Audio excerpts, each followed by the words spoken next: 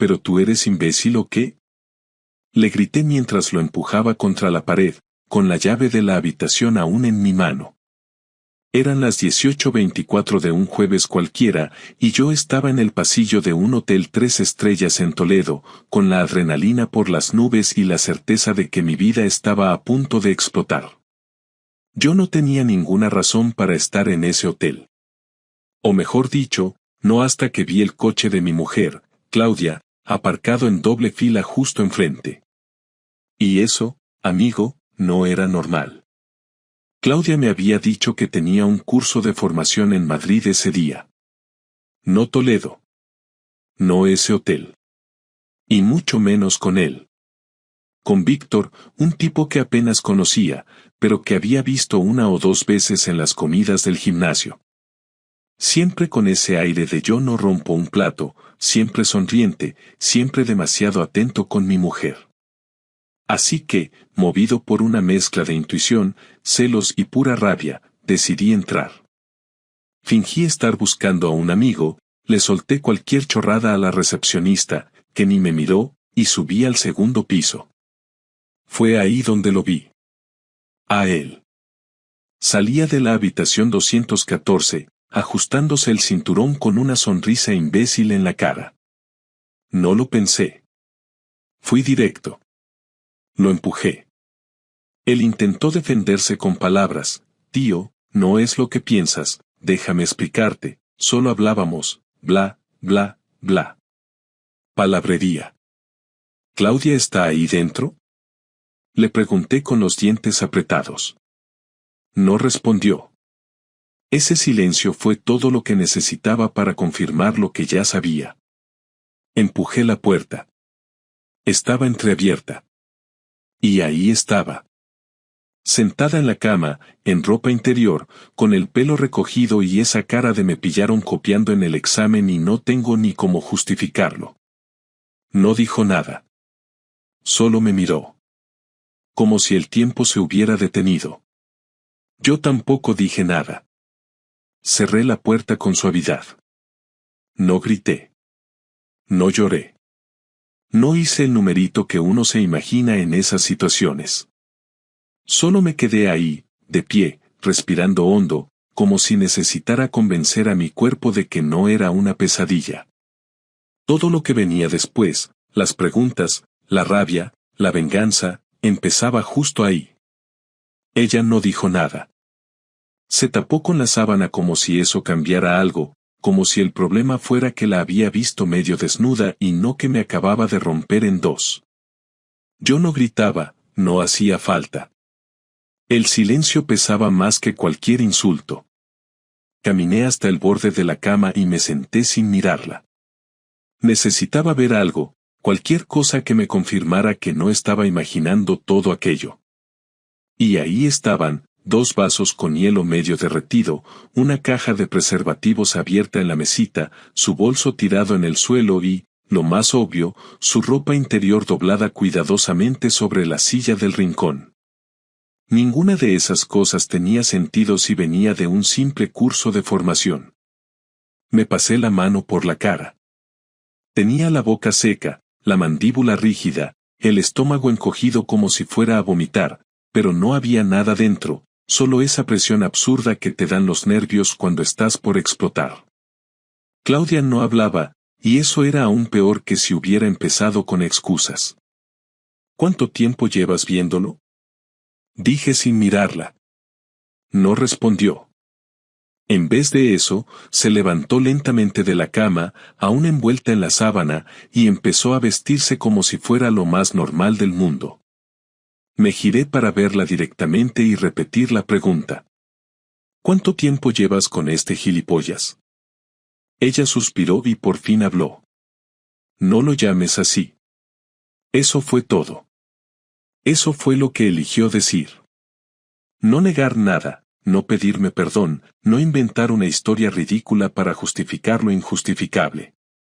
No, su prioridad era defenderlo.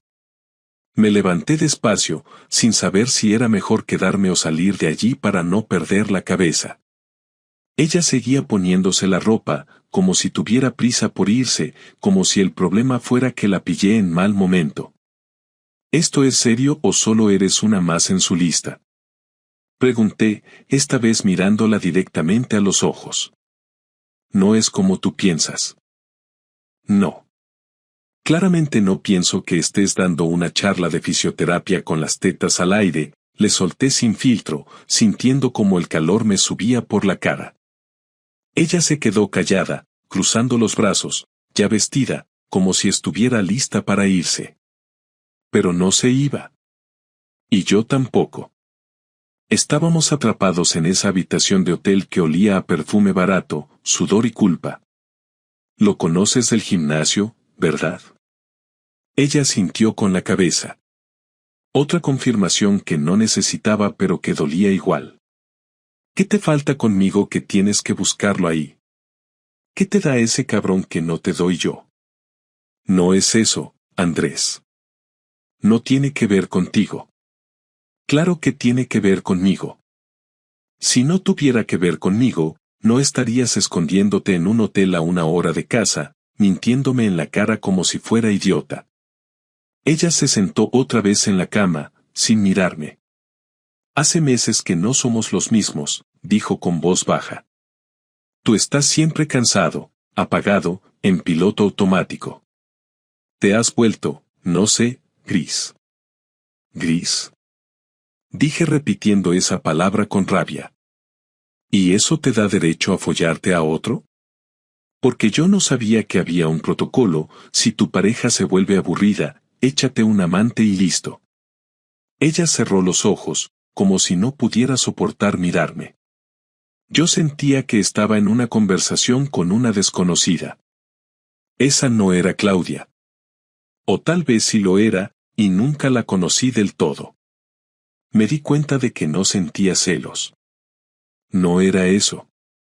Era otra cosa, una mezcla entre vergüenza, humillación y traición. Había dejado de ser un marido para convertirme en una excusa, en el tipo que no da suficiente, en el que no se da cuenta de que su mujer se le escapa por las noches con un tipo con abdominales y cero vergüenza. ¿Te acuestas con él desde cuándo? Un par de meses. ¿Y yo qué soy en todo esto? ¿El que paga la hipoteca? ¿El que recoge al niño del cole mientras tú haces cursos? Ella no respondió. Me reí, pero fue esa risa de impotencia, de loco, de tipo que no sabe si va a llorar o estallar. Me acerqué a la puerta, pero no la abrí. Quería salir corriendo, dejarla ahí con sus decisiones, pero algo dentro me pedía quedarme un poco más, terminar de entender el alcance del daño. ¿Lucas lo ha visto? ¿Sabe algo? No. Nunca lo he metido en esto. No soy una mala madre. Pero sí una mala esposa, contesté, seco. Se puso de pie otra vez. Intentó acercarse, como si una caricia pudiera borrar todo. Le hice un gesto con la mano para que se detuviera. No quería que me tocara. No después de eso. No en ese lugar. Voy a volver a casa. Quiero que esta noche no estés cuando llegue. No quiero verte. No quiero escucharte. Mañana hablaremos. Pero hoy no. Hoy no puedo ni mirarte sin sentir asco. Ella sintió con la cabeza sin oponerse. No lloró. Ni una lágrima. Ni una súplica. Me dejó ir, como si ya tuviera decidido desde hace tiempo que lo nuestro había terminado.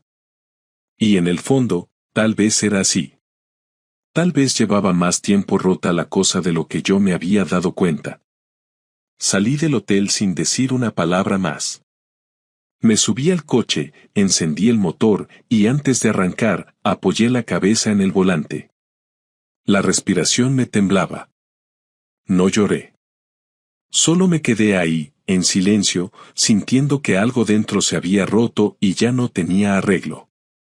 La mañana siguiente no dormí ni 2 horas. Volví a casa casi en automático, como si las calles fueran nuevas y el trayecto de siempre me resultara ajeno.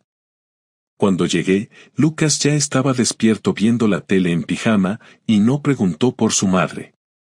Eso me tranquilizó, aunque solo fuera por un segundo. Me metí en la ducha como si eso sirviera para borrar el olor del hotel, el sudor de la rabia y la mugre emocional que llevaba encima desde el día anterior. Me miré al espejo y no me reconocí. Ojeras, mandíbula tensa, la cara de un hombre que se acababa de estrellar contra la realidad. Me senté a desayunar con mi hijo sin ganas de hablar. Él, por suerte, tenía la cabeza en sus dibujos. Le hice el bocadillo, preparé su mochila y lo llevé al colegio sin decir una palabra más de la necesaria. No tenía energía ni para fingir. A las 10 en punto, Claudia llamó. No contesté. 10 minutos después, volvió a llamar. Lo mismo. A las 11, llegó a casa. La vi desde la ventana, caminando con la mochila colgada al hombro, como si fuera una adolescente que había hecho novillos y venía con la cara de ya verás la bronca. Abrió la puerta con la llave, entró despacio, miró hacia el comedor y se encontró conmigo sentado en el sofá. No se atrevió a hablar de entrada. Cerró la puerta, dejó la mochila en el suelo, y se quedó de pie, esperando que yo empezara. Pero esta vez era yo el que iba a marcar el ritmo. ¿Te divertiste anoche?, dije sin levantarme ni mirarla. Ella tragó saliva, se acercó lentamente, pero mantuvo distancia. Andrés, no quiero que esto termine así, por favor, hablemos. ¿Así cómo? ¿Conmigo imaginándome lo que hiciste en esa cama de hotel mientras yo llevaba al crío al parque? ¿O así como cuando me mentiste mirándome a los ojos? Porque no sé a cuál de las dos cosas te refieres. Claudia cruzó los brazos, incómoda, como si tuviera frío, aunque el salón estaba templado. Tenía la cara descompuesta, pero no por culpa. Por nervios. No por lo que había hecho, sino por miedo a lo que yo pudiera hacer ahora. Me levanté despacio, caminé hasta quedar a 1 metro de ella. ¿Querías que habláramos? Pues vamos a hablar. Pero sin rodeos. ¿Te estás acostando con él desde hace cuánto exactamente? ¿Cuántas veces? ¿Dónde? ¿Aquí? ¿En el coche? ¿En el gimnasio? Andrés, no me hables así. ¿Cómo te hablo? ¿Con educación? ¿Con flores en la mano? Porque te recuerdo que ayer estabas con otro mientras yo criaba a nuestro hijo. Así que explícame exactamente cuál es el tono que se supone que debo usar contigo ahora mismo. Ella bajó la mirada, sin saber cómo responder. La rabia me comía por dentro, pero también me mantenía en pie. Le señalé el sofá con la mano. Siéntate, le ordené, y esta vez obedeció. Me quedé de pie frente a ella, con los brazos cruzados. No quería parecer amenazante, pero tampoco iba a mostrar debilidad. Claudia empezó a hablar. Esto no fue planeado. Al principio solo hablábamos, él me hacía sentir escuchada, que no estaba invisible. ¿Y yo qué soy? ¿Una planta en el pasillo? Andrés, tú estás siempre cansado, solo hablas de trabajo, de dinero, de problemas. Yo necesitaba sentirme viva otra vez. ¿Y para eso necesitabas acostarte con el monitor de CrossFit? No fue solo eso. Ah, claro. Ahora resulta que es amor. ¡Qué romántico! No. Tampoco eso. Ni siquiera estoy segura de lo que siento. Solo sé que contigo me siento como si ya no importara. Como si fuera parte del mobiliario. Llevamos años sin tocarnos como antes, sin hablarnos más allá de lo necesario. Y en vez de decirme eso, ¿decides montarte una doble vida? ¿Así se resuelve todo ahora? ¿Engañando y esperando no ser descubierta? Yo no lo planeé, Andrés. No fui buscando a nadie.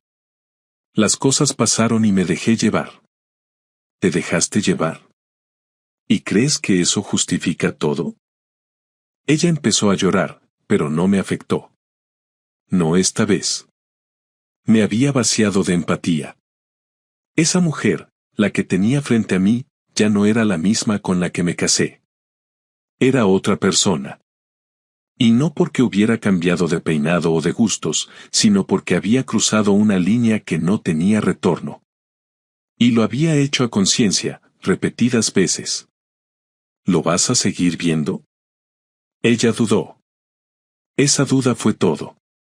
No lo sé. ¿Cómo que no lo sabes? ¿Necesitas hacer una tabla comparativa? ¿Ver quién te hace mejores favores? No es tan fácil. Para ti quizá no. Para mí sí. Te lo voy a poner claro, no te quiero en esta casa. No quiero que Lucas te vea así, no quiero que tenga que crecer preguntándose por qué su madre ya no es la misma.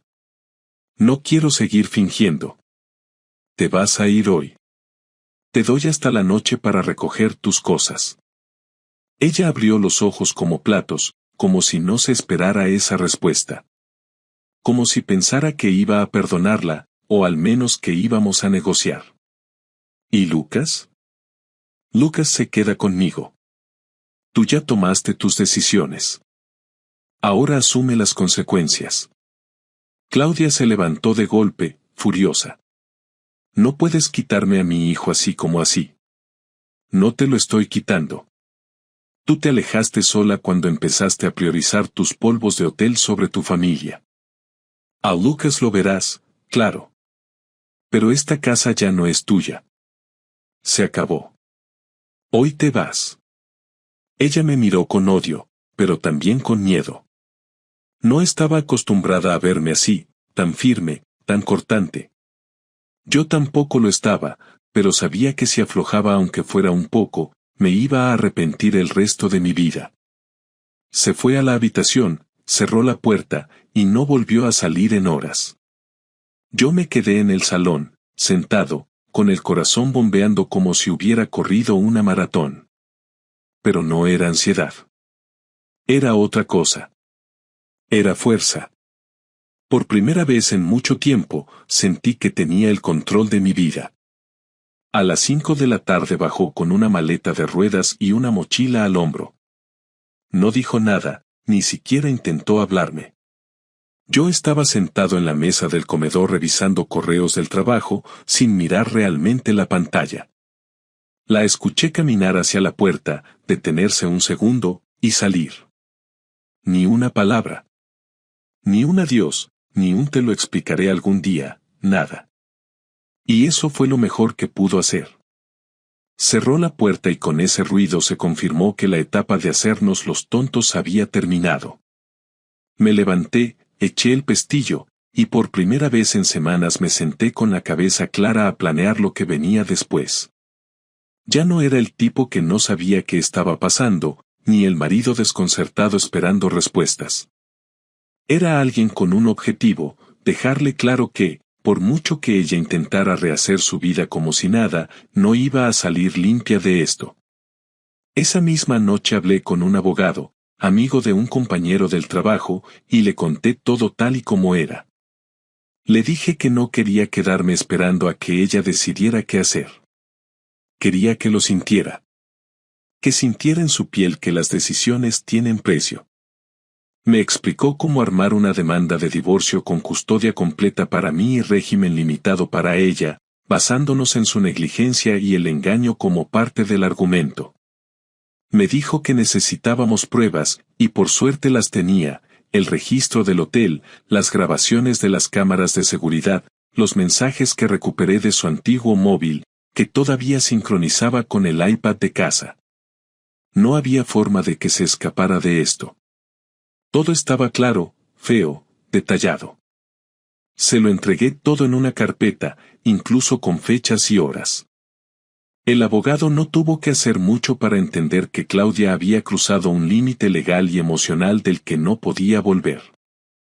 Pasaron 3 días hasta que quiso ver a Lucas.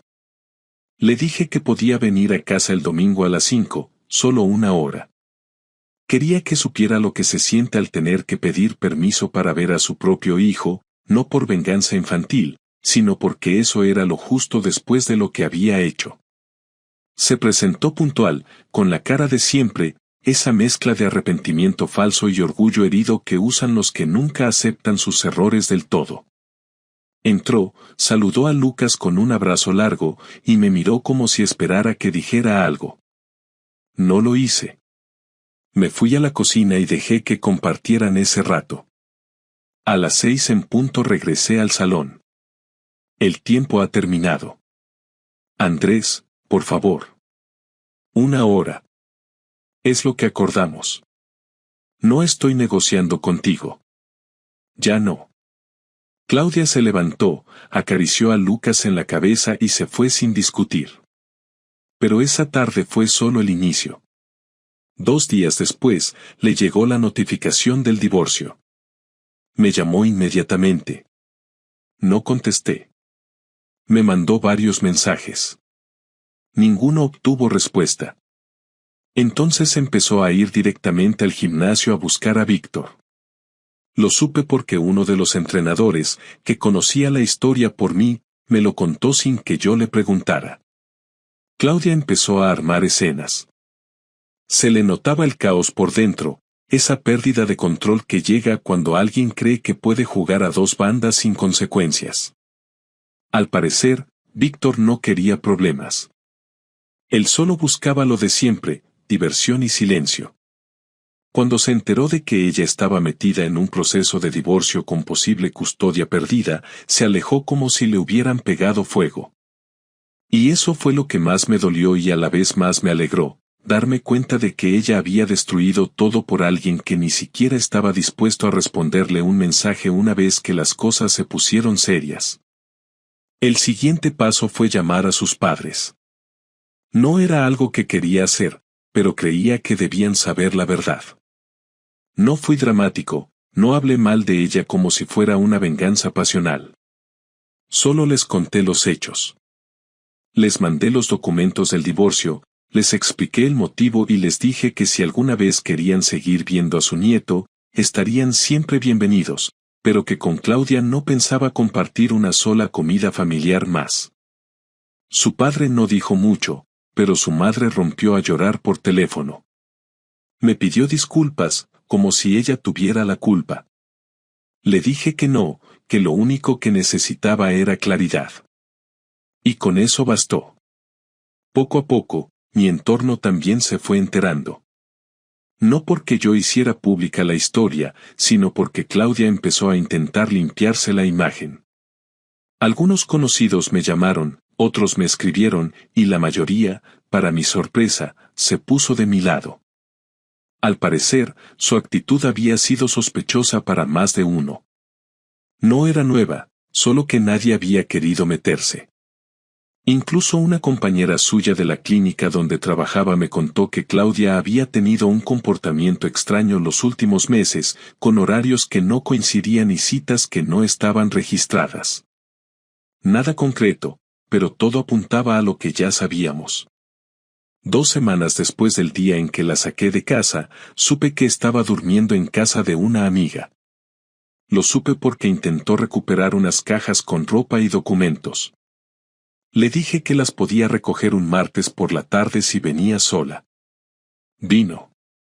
Estaba delgada, demacrada, sin maquillaje, como si el peso de la situación le hubiera caído de golpe. No cruzamos muchas palabras. Le di sus cosas y le pedí que firmara el papel de recepción que me pidió el abogado. Lo hizo sin discutir. Cuando se fue, cerré la puerta con llave y me quedé en el pasillo un rato. No por tristeza. Por seguridad. Por saber que, ahora sí, todo estaba bajo control. No me importaba que la gente pensara que me había pasado de duro. No me importaba si ella lloraba o maldecía. Porque lo importante no era cómo había reaccionado yo. Lo importante era que, por primera vez en mucho tiempo, las consecuencias habían llegado. Y eran reales. Una semana después de que se llevara sus cosas, me llamó desde un número desconocido. Estaba en el coche con Lucas, volviendo del parque, y no tenía intención de contestar, pero algo me impulsó a hacerlo.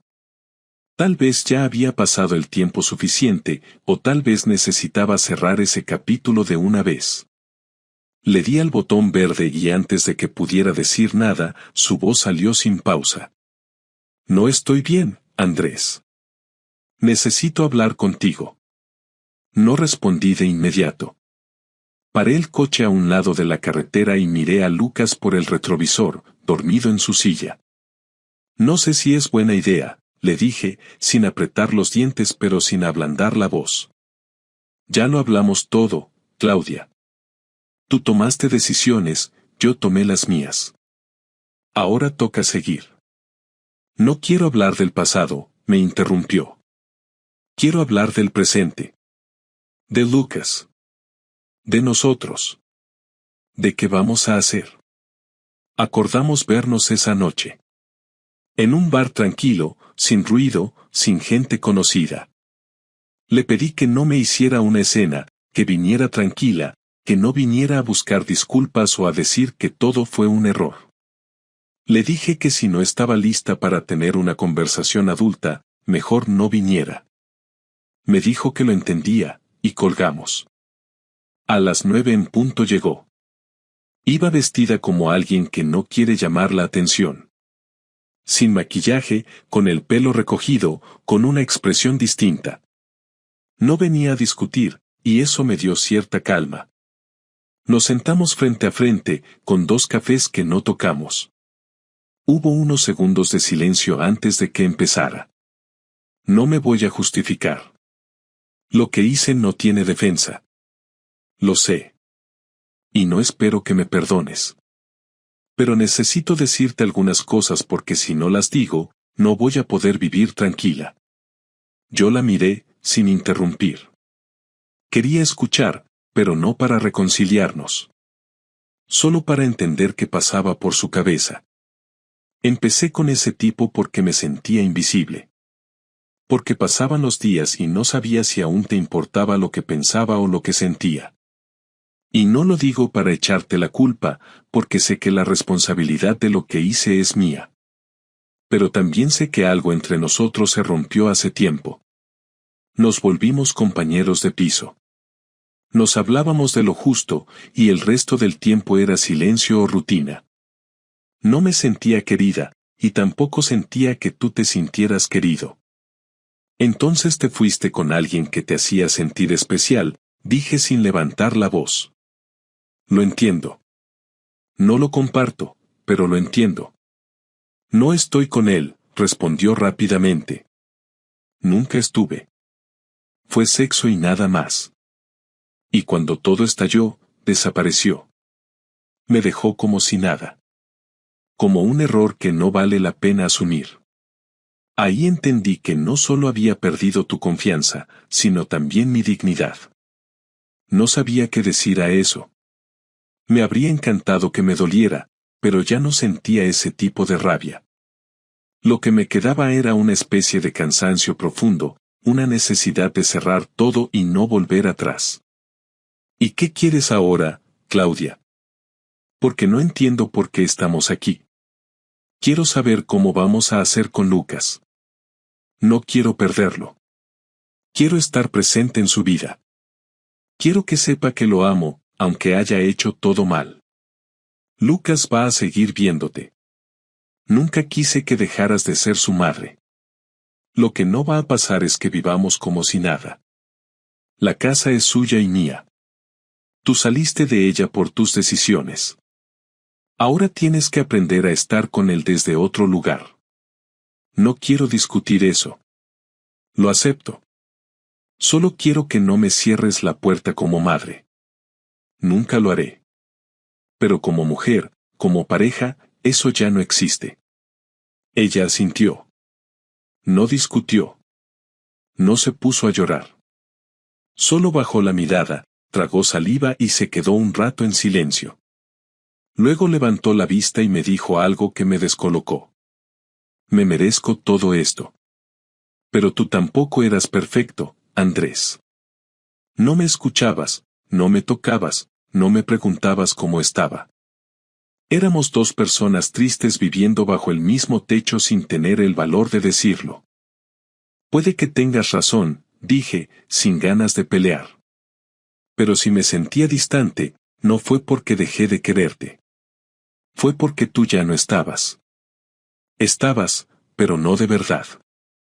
Y lo noté, y me alejé, y tú hiciste lo mismo, pero cruzando una línea que ya no se puede volver a pisar. ¿Crees que algún día podremos llevarnos bien? Por Lucas, sí. Pero no más allá. ¿Y si necesito tu ayuda? ¿Si me caigo? Entonces te levantarás sola. Igual que yo. No había odio en mis palabras. Solo determinación. Ella lo notó. No insistió. Terminó su café de un trago y se levantó despacio. Gracias por venir, me dijo antes de irse. Cuídate, Claudia. Salió del bar y no miró atrás. Yo me quedé un rato más, con la cabeza vacía. No sabía si sentirme aliviado o triste, pero al menos sabía que todo lo que tenía que decirse ya estaba dicho. Había terminado. La primera semana después de aquella conversación fue la más tranquila en mucho tiempo. No por ausencia de problemas, sino porque ya no había nada que discutir, ninguna mentira por descubrir, ninguna escena que interpretar. Era solo mi hijo y yo, y la rutina de casa volvió a ser predecible, pero en el buen sentido. Despertarse, preparar el desayuno, llevarlo al colegio, trabajar, recogerlo, cenar juntos y dormir sin tensión.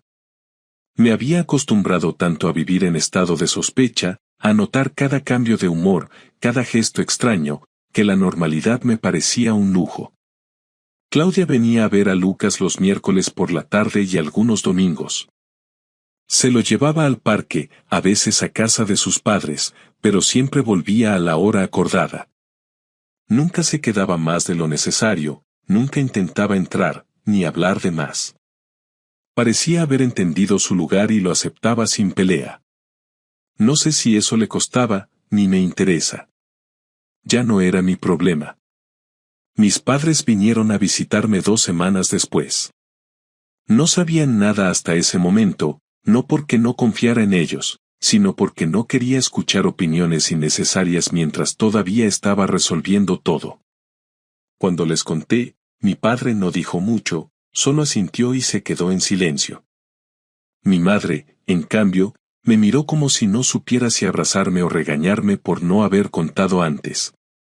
Les mostré los papeles del divorcio, les conté cómo estaba organizado todo con Lucas, y les aseguré que no necesitaba ayuda económica ni emocional. Que lo tenía bajo control.